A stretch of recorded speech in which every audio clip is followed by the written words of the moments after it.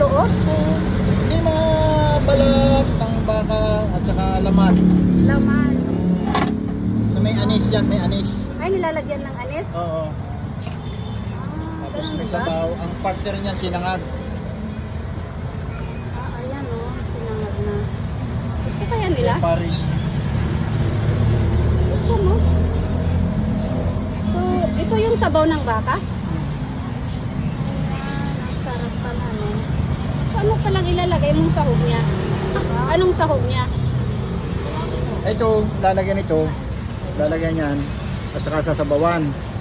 Tapos, may mga sibuyas. Ayan, May patis, paminta. Oh. At saka, ang partner niya, sinangag. Ano sinangag? Sinangag na kanin. Fried rice. Fried rice. O kaya naman, kung gusto mo, yung mami. Kung wala kang rice, yung mami ang ilalagay. Yung noodles. Meron ba? Oh.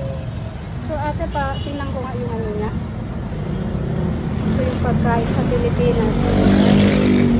Yung nasabaw. So magkano yung isang sukat ate? 50 po may rice. May rice.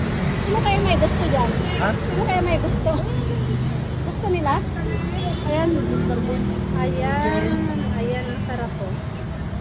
Ate, saan ang sukat nito ito? Hindi. Iba siyang ano?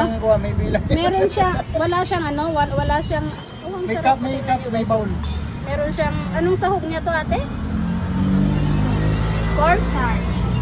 Cornstarch. Cornstarch. Ay, arena? Anis. Lalagyan ng May itlog po. Ano? Itlog. Itlog? Ano to ate? Baka, laman ng baka? yan ang pinakang laman niya. Ito yung sabaw. Sabaw. Ito yung toppings. Oo, toppings niya. Papartner mo sa fried rice or plain rice, depende kung ano gusto mo. Rice.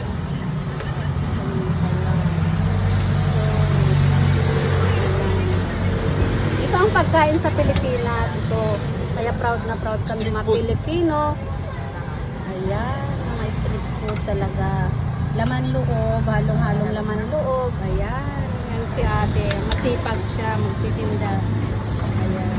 Kami guys. At ito kami ngayon. Hello. Ayan. Ayan. So ate, kukuha ako. Isang ganito.